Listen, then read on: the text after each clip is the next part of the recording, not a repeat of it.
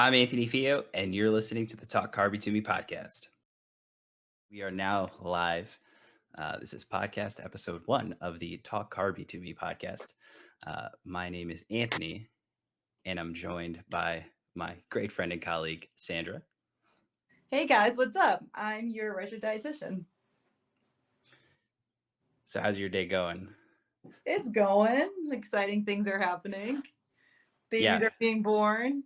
babies born everywhere. Babies are being born today. My sister had her baby, so it's exciting times. What about you? Congratulations on that. You're now an aunt, so that's pretty legit. Thank you. Not much is going on in my world, just the usual. Excited to get this podcast rolling. And think we've been talking about doing something of this nature for a while, so it's good to finally actually get it in motion. Super excited Yeah, I can't believe about we're doing that. this. Yeah, who knew? Look at us. So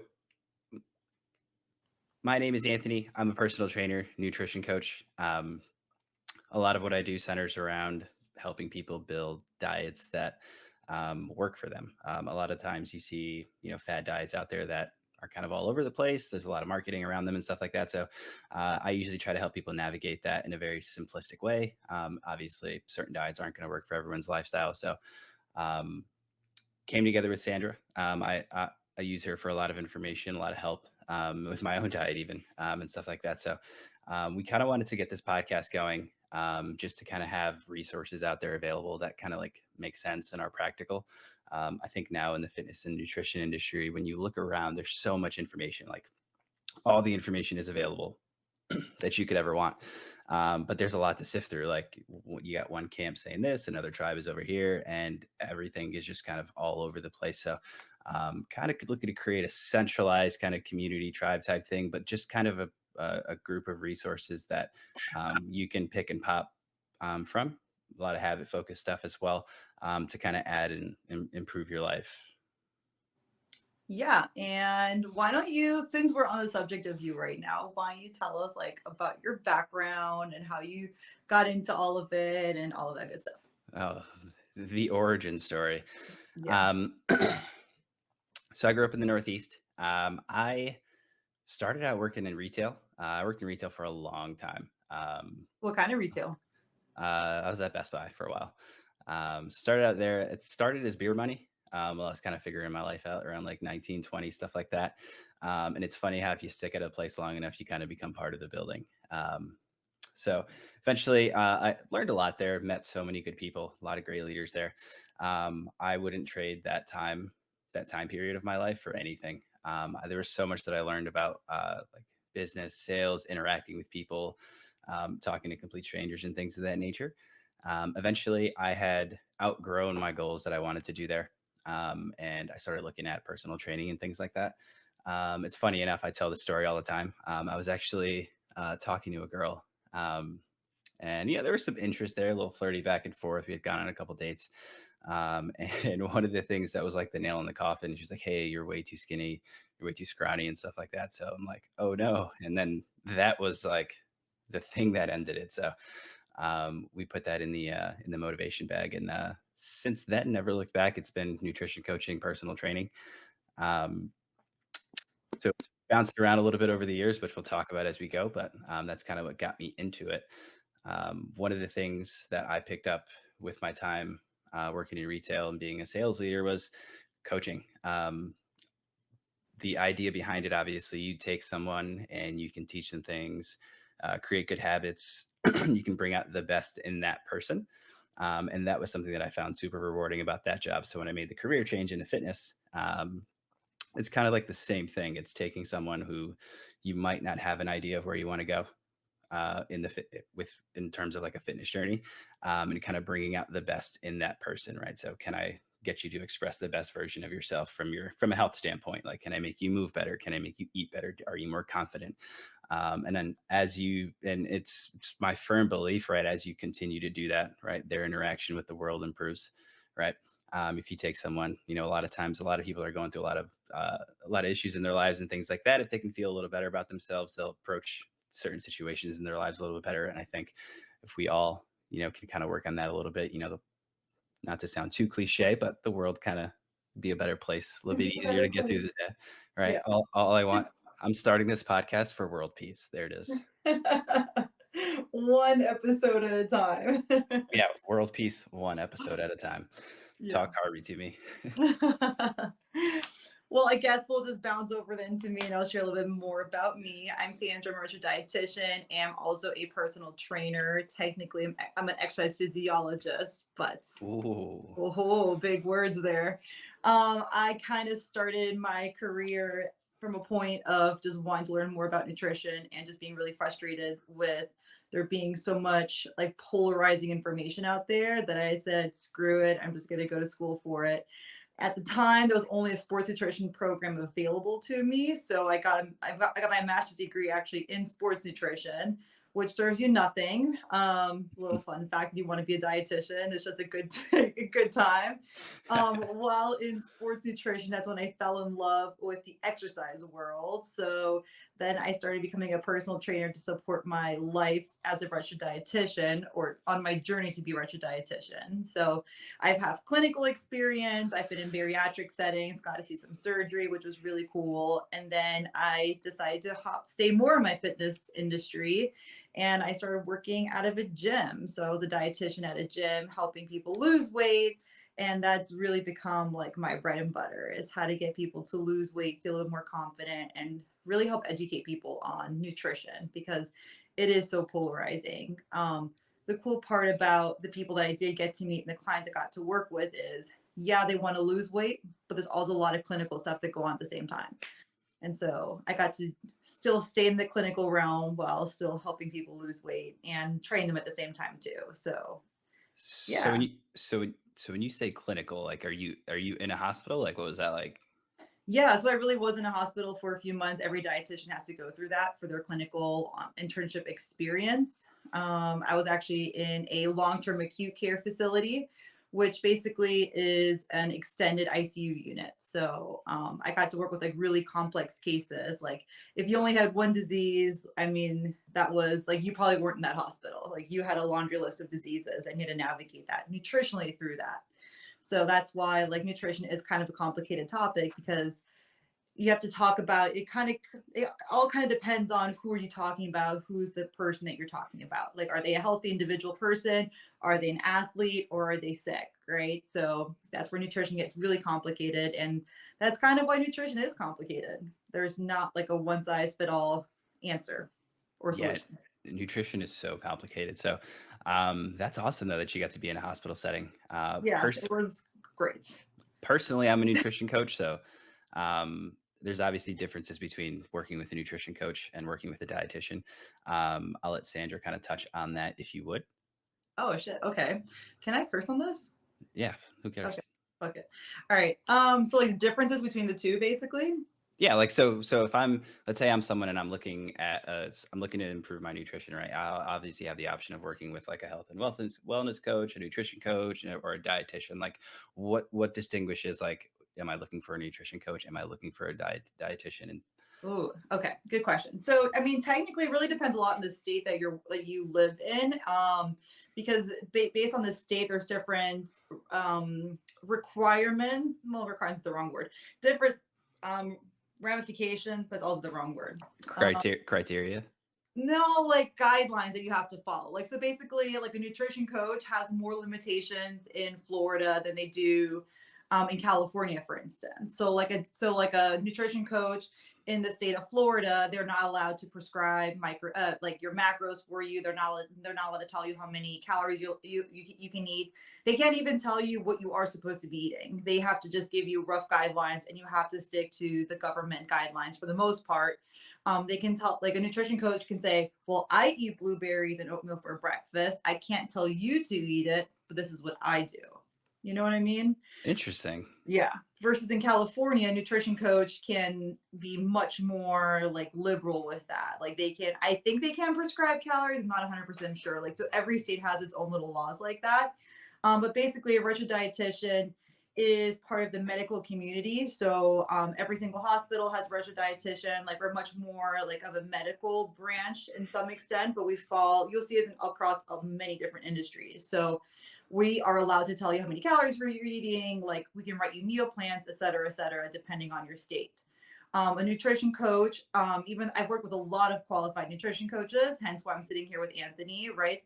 Um, Dietitians come with a background. They usually have to have some sort of education, like bachelor's degree. Nowadays, is a master's degree you have to have in order to call yourself an RD. You have to go through a certain amount of internship hours, sit for a board exam for you to be licensed and registered. A nutrition coach technically just has to pay some money and pass an exam.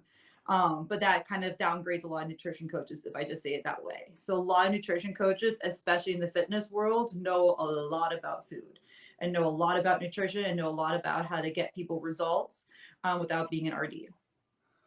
I Does got that you. That makes answer the sense. question? Yeah, that's way more in depth than I would have been capable. I mean, my understanding of it's been nutrition coach, kind of like your guide a little bit. Like, hey, you should probably cut out these habits, include these habits. And dietitians are always like, hey, I've got this specific issue going on or this autoimmune thing, right? And that's when usually you would look that way. I mean, I know personally when I come across a client where they've got a special case going on, usually I'll refer that out to a dietitian if it's something like Hashimoto's, Graves' disease, something autoimmune related, things of that nature, depending how bad and how long they've been dealing with it. But that's super cool. But yeah, I feel like it's a big distinction that a lot of people like don't know. Like, oh, I'm a nutritionist, and like, oh, I'm a dietitian. There's like 100 words for it now.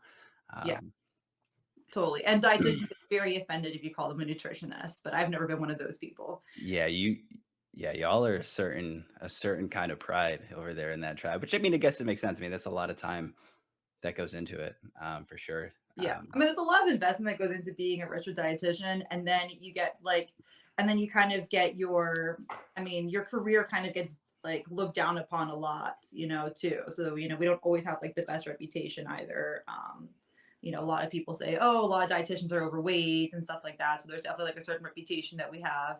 And then also too, like, I don't know, like a lot of times, like we get like because nutrition coaches can just come in and then just take your business away too. And it's like, well, who are you? I have all this education, right? And then you just come in and take my business away. So there can be sometimes that kind of stuff going on. But in the end, it's a dog eat dog world. So you got to keep up, even as an RD. Yeah, for sure. It's definitely one of those things. It's definitely a big like results based industry, um, Sure. which I kind of like about it. I mean, you see that on the training side too. Um, Yeah. there's a there's a lot of I think there's definitely a lot of trainers, and there's a huge range in there. But you can see even some of the more, even if a trainer that's not that experienced, but if they can reach their people on a level where they can get results, usually you see some good things out of that individual. So I would even argue that it's people like if you're working with a dietitian or nutrition coach, like you expect way more results than you do from your training. Right? Because in training, you can always say, oh, well, it's probably your nutrition. That's why you're not seeing results. And at least you're moving, right? So if you're meeting with a trainer, like at least you're active and you're moving, which is already way better than what you were probably doing beforehand. Versus with a dietitian or if you work with a nutrition coach, right? Like it's like you expect results because it's like, why keep seeing that person if you don't see results? yeah, I'd agree with that. So question here, how do you approach it with training, right? So you're a dietitian. So let's say someone comes up to you and they're like, hey, I'm looking for personal training. I want to lose 20 pounds in the next 3 months. I want to get ready for summer. I want to be beach ready. Like, how do you approach that if they're just looking for personal training? Oh, right. Well, I always ask them. Like I do work with some people that they do not want me to touch their food, and I respect that. But if they ask me like why they're not making the results they want to make or stuff like that, then I will always go back to their food. So it's hard for me not to talk about food with people, but I always ask them. Because in the end, like you said, like some people are just there for training, or they might be working with another nutritionist or dietitian already. So I try not to step on their toes until I'm asked. I Yeah, try. Well, that what makes about you? What would you say to that? that makes sense. I mean, with a lot of people, so in my experience, I've ended up with a lot of clients that come to me in very broken states, right? Where it's like my spine is messed up. I've got this. I'm coming back from this injury. My hips are messed up. My knees are messed up. Stuff like that. I don't move the way that I used to. I'm in a lot of pain all day.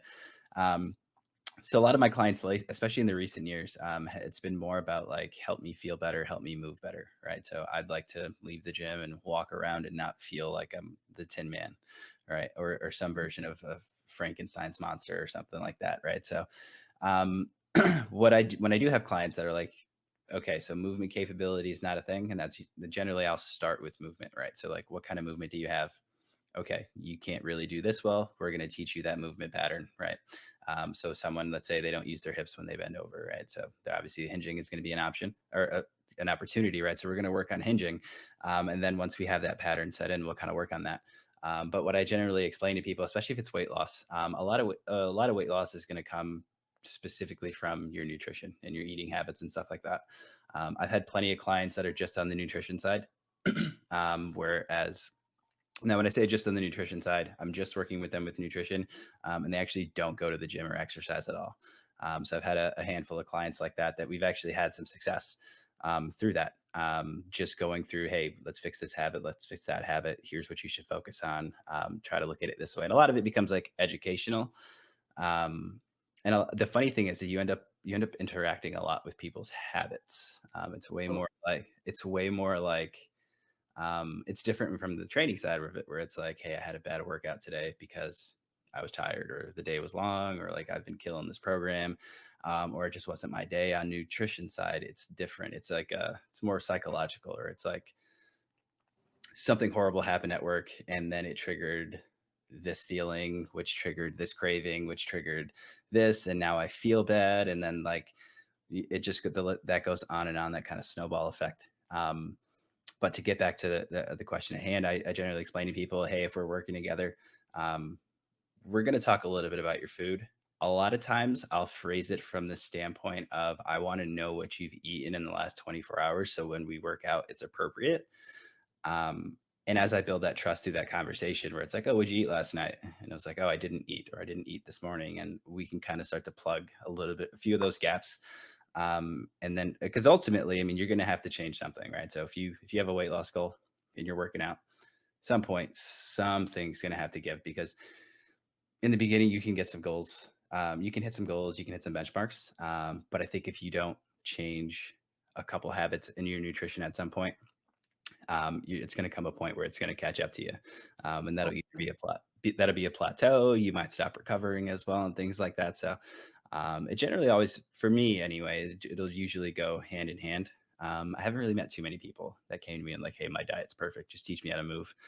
Um, and I think all of us, even in our own personal diets, we have some opportunity there. Especially, I'm a great example of that. I don't have the best diet of all time, which is funny.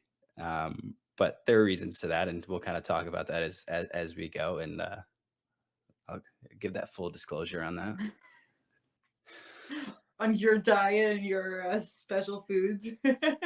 There are definitely some special foods. Shout out to Nutella, who's not a sponsor of this stream just yet, but But in you, case you want to be. in case you want to be, if there's some random Nutella rep on here, You're right. Oh at my Aunt Fio, slide in my DMs. I love you. god. Well, I think it's, I mean, your diet like will always keep changing too, right? And that's why like I think like you can find like what your quote unquote perfect diet is in the moment, but I mean it will change over your life, and it'll change potentially even in, a week. Yeah. Oh yeah, big time. It's kind of like that thing, and like you see it in like business talk and stuff like that, and obviously with the economy fluctuation, it's like yesterday's price is not today's price. You know what I mean? And I think in fitness that's so relevant, because a lot of times, I mean, there's a couple things that happen as we're going to age, right? We're not going to move as well, depending what our lifestyle is. We might also develop an insensitivity to some foods, right?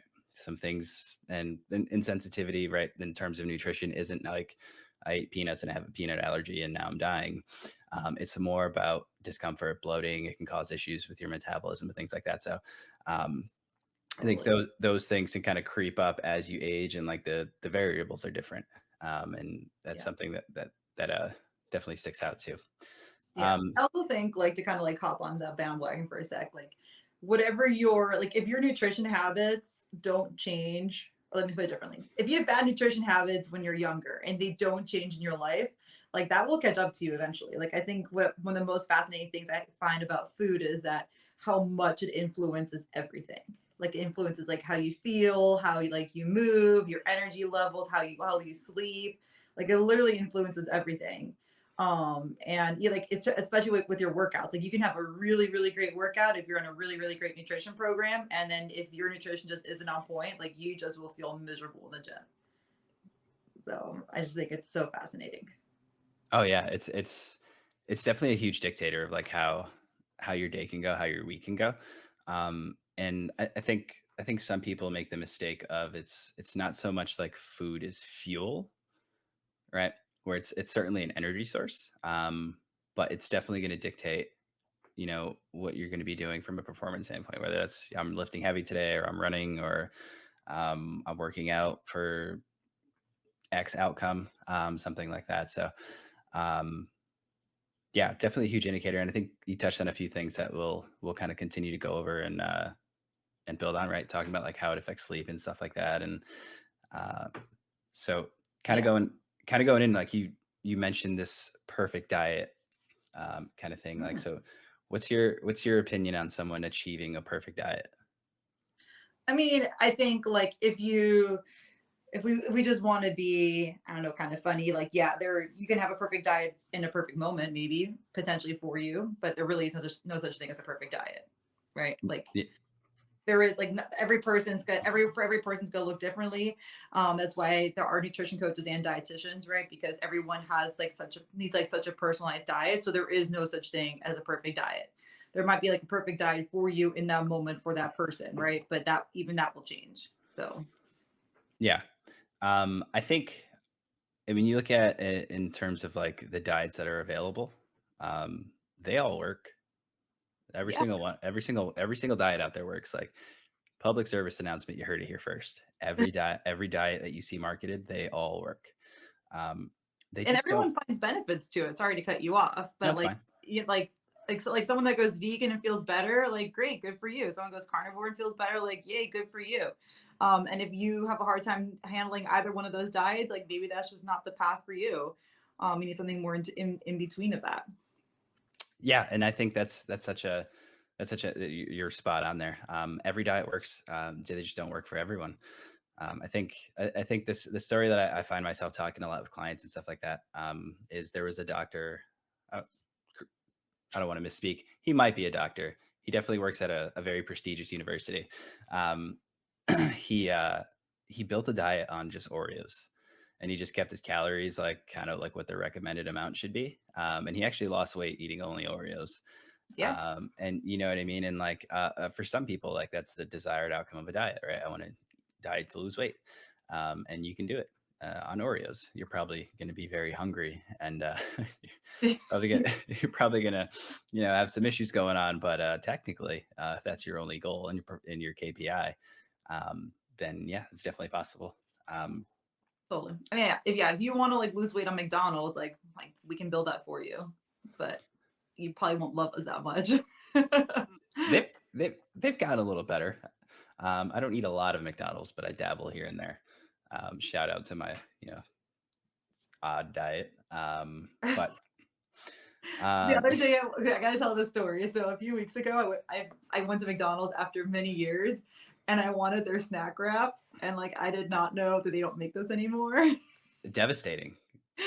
And so I ordered it, and she starts laughing. She's like, "Man, we haven't had that since the pandemic started." I'm like, "Oh Yeah, shit, I'm sorry." the honey mustard chicken snack wrap was just it was just a force. Like, they're so good. It's so simple too. And they I don't grilled remember it. the names, but yeah, they were delicious. Yeah, they hit you with a grilled option. That was a Mhm. magical experience. So shout out to the chicken snack wrap. R.I.P. You will be missed. I don't know. I feel like once you commit to fast food, it's like it's really hard to choose grilled. Unless like you're like a repetitive like fast food eater, in which case you should choose grilled. But like if you just go like once in a blue moon, like I don't know. I just can't go for the grilled option. I don't eat it enough. This is my pet peeve when it comes to nutrition, dieting, coaching, trying to find a way for everything to work, is when you go make a what's some when you go make a choice that would be something that would be less recommended, right? So, as we'll go through when we talk about our program that we're building together, we'll talk about foods that you should have more often, foods that you should have less often, and things like that.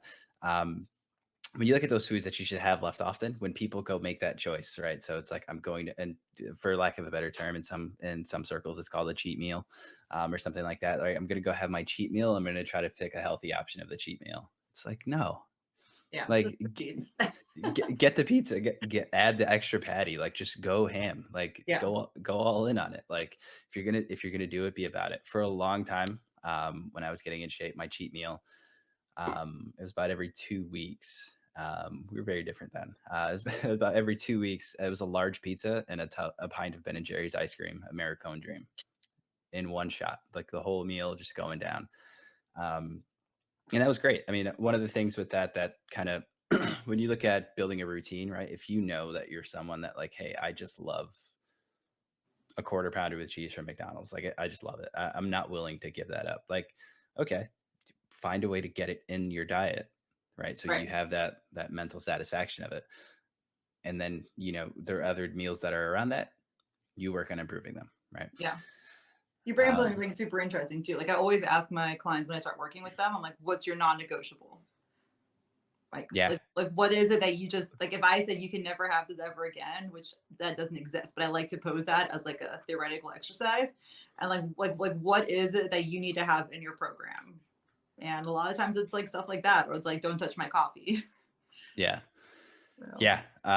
I'm trying to think. What's yours? My non-negotiable, Yeah, you're non-negotiable. I have to have like fried chicken every so often. Really? Yeah, I love fried chicken. Fried chicken and waffles are like the jam.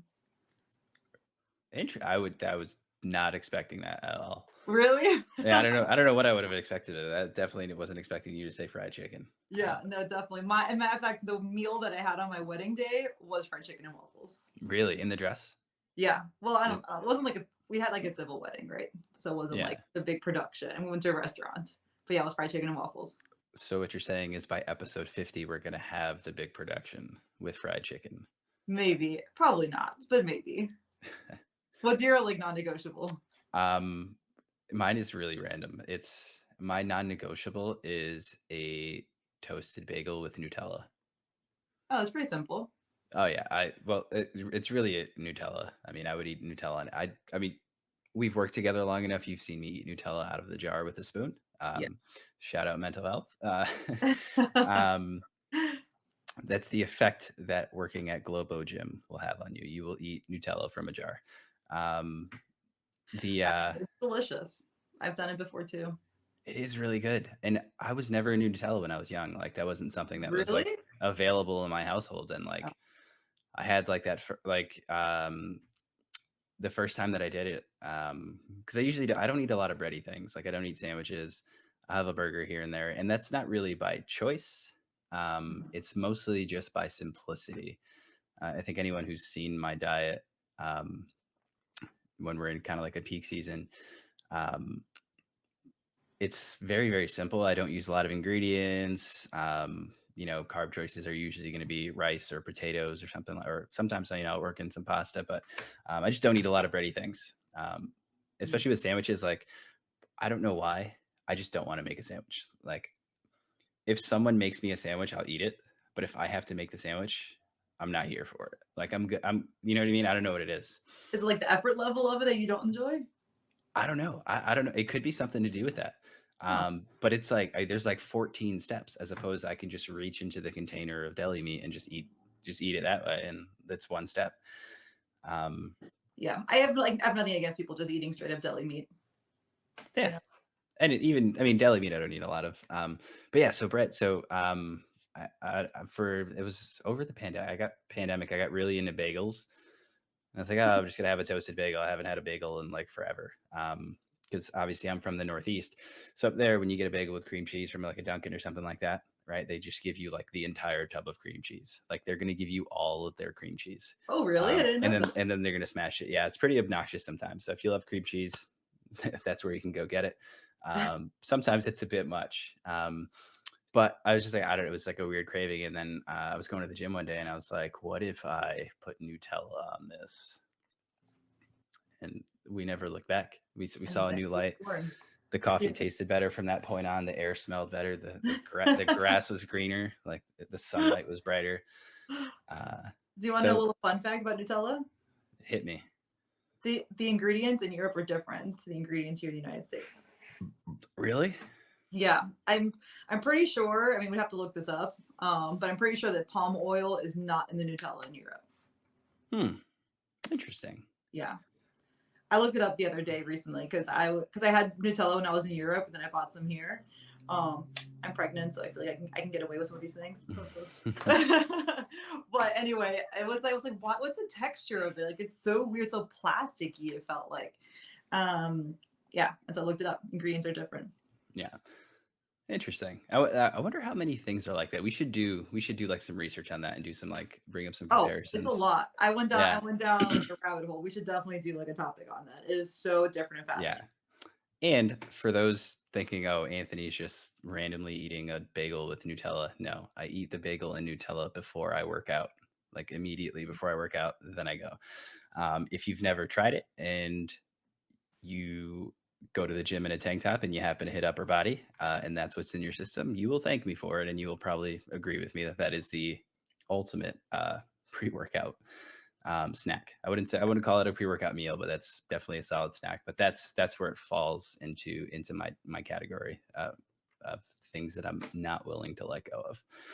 Yeah, some good high blood sugar does give you a nice little pump. Yeah. Oh, for sure. Okay, so transitioning kind of on here. Every episode, we're probably going to look up some. We're going to have some myths, some questions that come in from our clients, some pitfalls that we kind of run into, a little bit of those hot button topics that you see out there on social media and the world, the way they're marketed and things like that. So the podcast is called Talk Carby to Me, right? It's a play on Talk Dirty to Me. And if you live in the United States in 2022, it's kind of hard to avoid that kind of that sentiment that's been around for years. Which, I mean, we're getting better with it, but carbs are bad for you. They're a bad thing. Carbs will make you fat, and so that's where a little bit of the pun comes from. Um, so it's one of my favorite topics to kind of get into with folks. A lot of times, you can see some dramatic changes. So as far as that, Sandra, as far as your experience with people and carbs and them thinking that that's the thing that's like destroying their diet and stuff like that, like how do you feel about that? I'm gonna give you my favorite answer. It depends. Solid answer. It depends. It's a safe answer. Yeah, but it really does depend. Like it's hard for me to say here, and because I know we talked about this yesterday already about carbs, and like instinctively, I was gonna be like, yeah, no, cut some carbs out. But it really depends on the person. Like it really depends. Like what's your activity level? Like what's your muscle mass like? Like where like if you have any diseases or anything like that. Like it. I feel like carbs are like the one thing that can be manipulated the most to work for or against you. Oh yeah, for sure. The example I like to use is the show Survivor, right? So, um, Like the one where they like out in the forest or something. have you I don't never like Survivor. have you ever seen like one season of Survivor? No. Oh, I think I'm naked and afraid. Okay. Anyway, continue on. Okay. So Survivor is a game show. And Oh, true. then they drop them on an island. I want to say it's 41 days, maybe 39. Don't quote me on that. But 31 to 39 to 41 days. And then they have like, they have these little challenges and they're kind of out in the elements and then someone gets voted off. And then, eventually by the end of it, one person's left, they vote on a winner, that person gets a lot of money. But the reason I use that as an example is you see these people, and a lot of times it's like, I'm a professor, I'm a nurse, I work at a gas station, I'm this guy. Sometimes you see, some of the later seasons you got like some like actors or athletes or stuff like that. But for the most part, they're like your general population people. They're the kind of people that you would see at a grocery store. You'd see them, on your daily commute to work and stuff like that. And they start out looking really normal, and then by the end of the show, they're like really frail and skinny. Mm, Um, and one of the things, and like you're saying, as far as like you can manipulate it either way, one of the things that they have a less intake of food. And one of the things that when you see, like if you were stranded on an island, it's going to be kind of hard to find some carb sources. So you can kind of see like them kind of wither away. And obviously, there's science reasons behind that. Obviously, body fat becomes like stored energy, and you eat what you can metabolize or what you need, and then what you don't use or burn off is going to be stored as fat, and then you'll kind of carry it around with you for use later. Which is why when you are eating in a caloric deficit, you lose fat, assuming Yeah. you kind of approach that the right way. Well, you But lose weight for sure. yes, Yeah. Yeah, I think like basically any diet you can lose weight in any diet as long as there's a caloric deficit. oh yeah, for sure, and that goes back to the Yeah. Oreo conversation. Um, I think the carbs thing has been like it's probably the thing that I talk to most people about. Um, Yeah. where it's like, and how I nutrition coach, I sit there. At first, I teach them like, hey, here's kind of what we're looking at. We want to look at whole foods. I'm not going to tell you to restrict anything. We're just going to add healthy things into your diet little by little. And we usually start one at a time, right? So let's add something green on your plate, right? And I've literally had people with like a double whopper, like that they get home and they find like broccoli in their house and they microwave a bag of broccoli and they eat a Whopper with fries with some broccoli. And they're like, oh my God, I haven't had a vegetable in like 2, 3 years. And Oh, that's so sad. this is a real conversation. Um, and I haven't had vegetables in like years. And like, that's where we started getting vegetables in the diet. And uh, literally, I was like, wow, we got a lot of work to do. After about a year of working with this person, right, we were down 40 to 50 pounds. The meals weren't always fast food with vegetables. And they started to get a little bit better, but um, kind of creeping in and getting that, sneaking in those things has what's been there. But a lot of times so where I'm going with that, where I have them take pictures of their food and send them to me. I usually don't overly critique them. The reason I have them do this, if I teach you portion sizes, I want to see what your interpretation of these portion sizes are, right? So they send me the picture, and it could be whatever they decided to throw together, hodgepodge. But a lot of times there's like this little speck of like a carb portion, and I'm like, what is that? You're missing something here. And they're like, oh, no, I didn't have any. I'll get back to it. Then you get the next picture and the next picture. It's like, oh, I still didn't have any, still didn't have any, still didn't have any. And then, you finally, once, you build up that trust initially, and then you kind of dive in there a little deeper. It's like, hey, seems like you're not eating carbs. Like, talk to me about that. It's like, oh, like carbs make you fat. And like, I don't want to gain weight from the carbs and stuff like that. So that's probably the thing I spend the most time talking about with my nutrition clients. Yeah, I think it's also worth adding to that. It depends on the client, right? Like, so you mainly work with clients that I know you work with clients too that are just nutrition clients, right? But you also predominantly work with clients that are active. Yeah. Yeah, and I think like that's where carbohydrates, like I think your physical activity level very much dictates like how much, and to be more precise, like how much starchy carbohydrates you're gonna have in your diet, right? So because in the end, like almost everything has a carb attached to it, right? So it's not just like bread, rice, pasta, or those kinds of things. Like vegetables have pasta, have carbs in them, fruit have carbs in them. Your um, yeah, your avocado has carbs in them, right? So there's like so many foods that already have carbs in them too. But I think it very much depends on your activity level. I think that a lot of people that are sedentary and overweight, yeah, that comes from eating too many calories in general. But a lot of times it's an imbalance of their macronutrients that causes for them to gain weight, where like they never feel satisfied, right? So they just keep eating more and more starchy carbohydrates when really they need some protein. Yeah. We shout out to protein. We love it. Yeah, yeah. Um, so kind of talking, and we're kind of, you kind of got a little technical there, which will kind of be a great segue into kind of how this all started, and kind of what we did at the beginning, and what we're building now, is the ironically titled Perfect Diet Course, by Anthony and Sandra. Um, so do you want to shed a little bit of light on that, what we've been working on, and kind of what what it Sure. looks like? Yeah, so this is kind of like where Anthony and I really bonded over was this presentation that we did once at a gym. We're not going to say the name unless you really want to. I mean, you We're, could say it. we're, we're Everyone knows us is going to know what gym it is. Yeah. So anyway, Anthony and I have met working at Lifetime, and we kind of bonded over making this build the perfect diet workshop that we had there, and we've just kind of been keep making it better and better.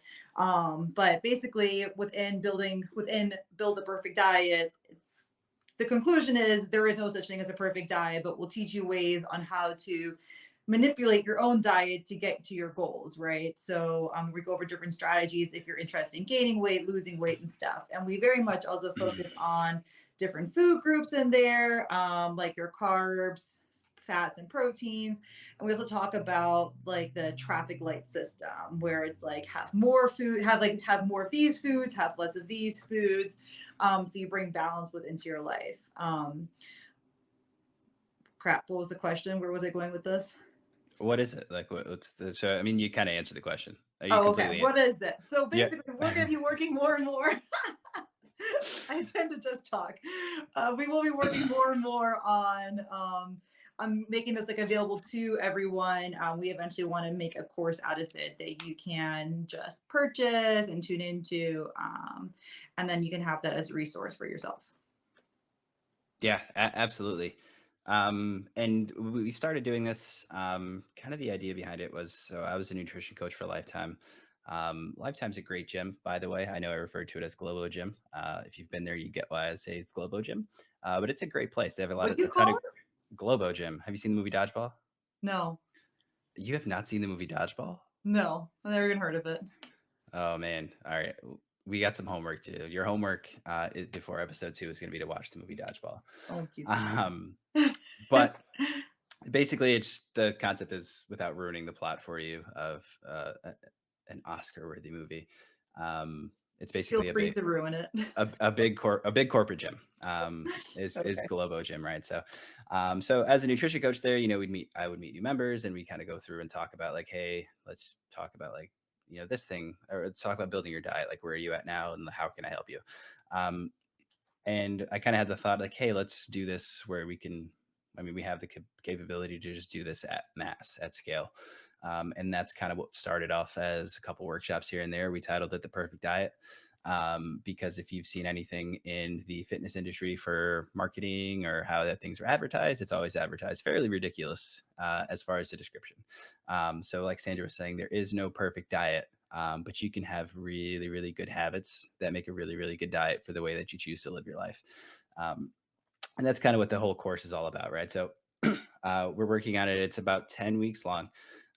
In that 10 weeks, you will learn how to identify triggers, work on habits, what to add in your diet, what buckets you want to pull food from, right? So when we say buckets of food, we have carbs, proteins, fats, vegetables, right? A lot of times what happens within those realms is, okay, well, what carbs am I eating? What carbs am I eating? What carbs are overly processed? What do I need to watch out for? What's going to work for me? What's not going to work for me? What do I like? What do I don't like? That traffic light system kind of gives us an idea of where we can go through and pick how we're going to schedule our week, right? Um, I think probably one of the things that helps with the most, just to kind of go into that a little bit, is if you look at a week and you were to write everything down. Actually, don't even write it down; just take pictures of it and just look at the food quality, as far as like how it looks appealing, right? So what colors are represented and how and what that breakdown is. If Monday through Friday you're perfect and on the weekends you're terrible, a lot of times that needs to shift a little bit more then, because that's oftentimes a recipe for undoing all your good work throughout the week. And we'll also have a workout program to go along with it. The workout program is going to be pretty straight to the point. Let's get moving in the correct patterns, the correct directions, and then let's introduce a little bit of volume, get some strength, get a little bit of muscle growth on there. Obviously, the muscle growth is going to be depending where you're at, and if you're looking at the course as far as I want to gain weight, as far as I want to build muscle, or I want to lose weight, as far as I want to lose body fat, that might change a little bit. But it's definitely something pretty cool that we put together that'll be packed with resources on that. So I think the big part right at the beginning we can kind of go into, as far as like what the beginning of it, and like how do I start looking at uh, what I'm doing from a nutrition standpoint and things like that. Yeah, I love that entry point. So basically, I do agree with you. Like, I think the best place and the most underrated place to start is like, what are you currently doing? And I think so many people skip that part because like they don't care what they're doing right now. Like they just want to know like how can I get this weight off like right now? What changes do I have to make right now? But I think you coach the similar way too. Is like I look at like what are you currently doing and what tweaks can we make that are easy tweaks to get you to your results, like to get you to your results, right? Things that you can implement without it being like such a challenge. So, like things you want to look at, like Anthony already mentioned, like pictures, taking pictures. I've worked with people that have lost weight just because they had to send me pictures of their food. Like all of a sudden they already started tidying up their diet, which Yeah. is not really the purpose of that activity. Like I'm just trying to get a feeling of what we're eating and like what taste buds you like and what kind of foods you are choosing. But yeah, that is already a hack in that already. But looking at like what are you eating, what are you drinking, how much of those things, the timing of the day, your energy levels with that too, your cravings, like looking at all of that. Your sleep massively affects the food choices that you're going to be making as well, and your exercise and supplements. Yeah, the photo album of your diet has so many profound like effects from it. A lot of times where I like to use it as a way of we can sit down and go through it when we do our weekly check-in or bi-weekly check-in, whatever frequency it is. And it's like, hey, let's look at the bigger picture. And I'm trying to kind of try to guide them into being like, oh wow, like that doesn't look like a great diet. And then when we put that in a vacuum and compare it to the next 2 weeks, it's like, okay, let's get some more green stuff on your plate, whether that be lettuce, whether that's broccoli, or whatever, somewhere in between. Like you got to start somewhere. And it's like, oh, it looks like things are more alive on your plate and stuff like that. Um, and you can kind of start to see those little changes, and it's kind of like that light bulb goes on, and it's like, oh, okay. What I like to do along with that is I like them to send me a picture of what they ate and why they ate it and then how they felt after. A lot of times, what I'm looking for there is if you'll have those times when you have a meal that's was really well, and let's say you're off your diet, even for people that are in shape, been in shape for years, but if you have a period of time where you're like you haven't been dieting right for a month, or your nutrition hasn't been the best, when you get that first really solid meal, I mean, you can tell a difference. And how you feel, your activity level, your energy level, and stuff like that, and creating that association between like the visually looking at your plate and seeing colors represented. There's good protein portions and stuff like that. And then you have that association to, oh, I feel great. And that's one of the things that I try to create through that exercise there. Also, I think when you look at the reality of things, you can kind of sit back and say, okay, that's not good. I need to work on this. It's like that acceptance thing, It's which is definitely like a moment of truth there, like looking in the mirror. yeah, it's same thing with progress pics. It's the exact reason why I use them. I never have any of my clients send me progress pics, but I have all of them take them. It's one of those things. It's like, hey, part of this, you need to own it, own your stuff.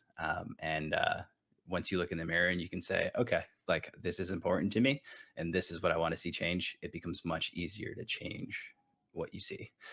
Um, Totally. so pictures are a great way to start.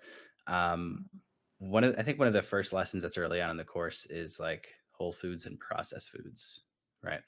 I think so, yeah. Yeah. So one of the things, so we'll talk about that whole foods processed foods a part of the course. We'll talk about some portion sizes, and then we'll kind of wrap up. Um, I think when you look at whole foods, I like to use the example with my clients when you're building your meals, right? I want you to imagine that you own a farm and you grow all your food. Your plate should look like you went to the backyard and got all your ingredients from your backyard, right? So when you go in your backyard, you can't pull cauliflower pizza, right, out of the ground, right? Cauliflower. First off, shout out to cauliflower. It's probably the most versatile ingredient of all time, apparently. Um, It is a little. well, it's also they make cauliflower everything. Yeah, Like you got cauliflower rice. cauliflower pizza, cauliflower rice. That stupid Super Bowl meme. What is this? The cauliflower, buffalo cauliflower, and it's Oh like, yeah. Doesn't yeah, replace buffalo wings, by the way. Yeah, exactly. Like, just eat the buffalo wings. Yeah. Um, unless you're vegan, of course, and then, have fun. Um, but, um, yeah, everything should look like you just picked it out, right? So cauliflower, you can eat cauliflower, but you can't get cauliflower pizza. You can get a sweet potato, but you can't get sweet potato fries and stuff like that, right? So the closer you can get to the more natural form, you're going to be doing yourself a ton of favors. There's going to be more nutrients in your food. They're going to stick with you longer. Your body's going to enjoy them.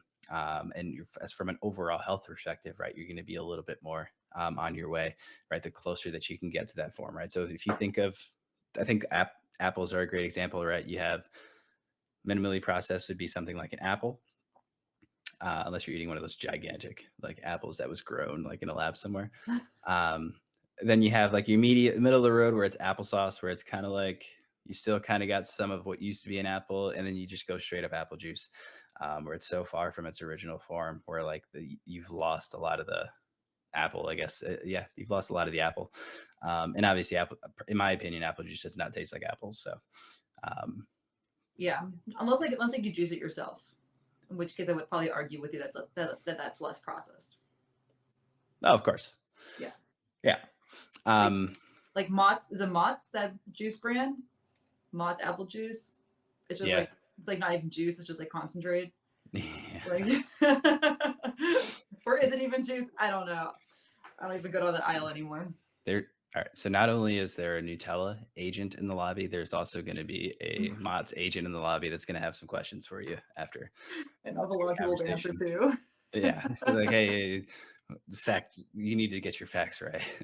You know the funny part is like my very first job before I went through all this nutrition stuff is like I was interested in working for Nabisco, It which sounds yeah, which if you don't know, they own like Oreos, I think. Like they own like a bunch of like processed food brands.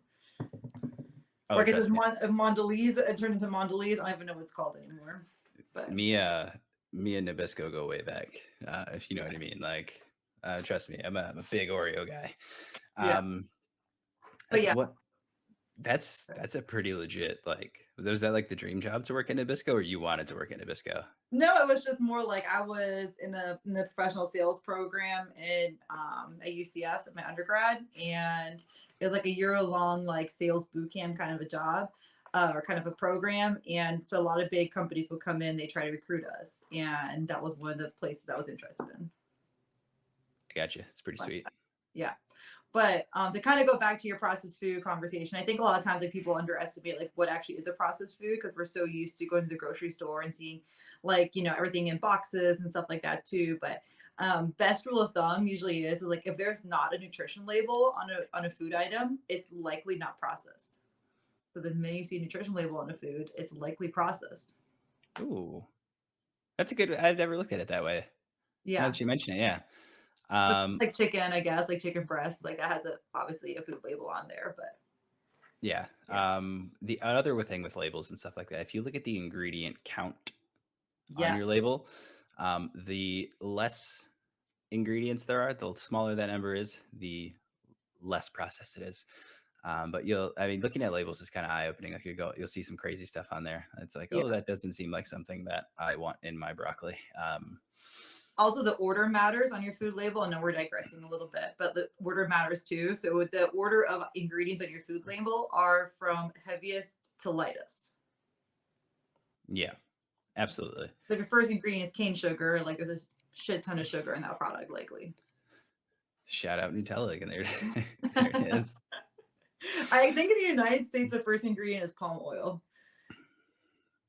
Is it? I have to check. We'll double check on that. I trust Sandra though. I could be wrong. I could be confusing it now.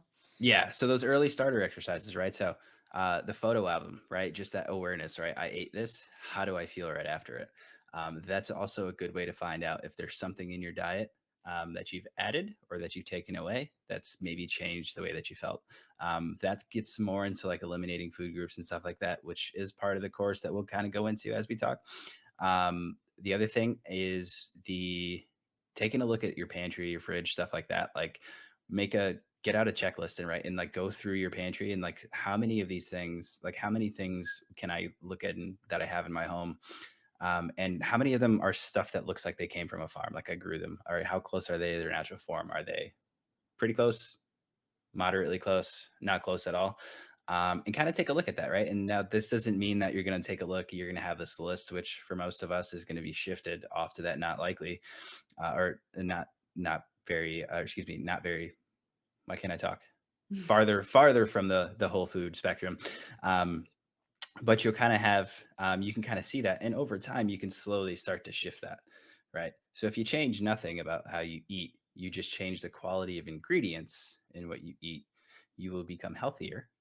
And also, most people will lose a little bit of weight, right? Now, that's not a weight loss strategy, but that's a really good start, right? So, if you can do that and you can pick quality ingredients, it becomes much easier when it's like, I want you to focus on eating X, Y, and Z on your meals and stuff like that. When you look at your menu for the week, when you look at, what's dinner for the night and how do I make a good meal for the family, stuff like that, right? It becomes a lot easier to do those things once you get those easy habits in. Totally. Yeah, I think that's a really great strategy. I do the same thing with my clients too. We very much focus on your food choices first. So by just kind of taking inventory of like what is your normal, it also show you like later on when you do make a lot of changes, like how far you've come to. So food diary is super important. Progress pictures are super important for that reason. Absolutely. Kind of wrap it up in conclusion here. Episode 1, I've had a great time. Thank you, Sandra, for joining me on this. Kind of Thank you for recapping what having me. absolutely anytime. You're probably going to be on every single episode. Um, kind of recapping what we talked about today, right? We kind of talked about who we are, what we do. Obviously, we'll get more information about that as we continue to kind of grow our brands and kind of grow the podcast and community and things like that. Um, Looking ahead, right, we're always going to talk about any kind of hot button topics, myth busts, things of that nature. There are some crazy kind of questions on there, some things that are polarizing. When you look at our socials and things like that, we'll kind of have those at the end. Feel free to DM us, shoot us any questions that you guys have as far as what we can answer for you or what we can disagree on, because we don't agree on everything. Looking ahead at the perfect diet course, right? That's something that we're going to be rolling out in the next few months, but kind of going over how to start with your diet, right? So, Sandra, you want to kind of go through that? Yeah. So basically, if you want to start making changes to your diet, just start with recording what you're currently doing. So pictures, like Anthony had mentioned, works really, really well. You can log your food, of course, always. Like if you say, hey, like I don't feel like taking pictures, you can always log it as well. Writing it, even like just writing it down, putting it into like your notes on your phone or something like that. Whatever recording method works for you, I would say just get started and just start recording what you're doing, and start taking inventory of the food that you have at home. So things in your pantry and your refrigerator and stuff like that, and just start making notes, and then we'll Absolutely. take it from there. Absolutely. So, thoughts are next episode. We'll kind of get more into those buckets specifically, right? So we have those carbs, proteins, fats, right? Like what's a good carb, what's a good fat, what's a good protein, how much of it should I be eating? We'll talk about the various different ways. There's obviously a handful of ways in which you can look at the quantity of food and how much you should be taking in based on your activity level, based on your size and things like that, also based on your goals. So we'll kind of go into that more. On that note, thank you for joining us. Yes, talk carby. Wow, I can't talk. I What? guess we won't be talking carby to you anymore. We are carved out. But thank you for joining us. It was a pleasure, and we'll have more. Yes, thank you. Thanks. Bye.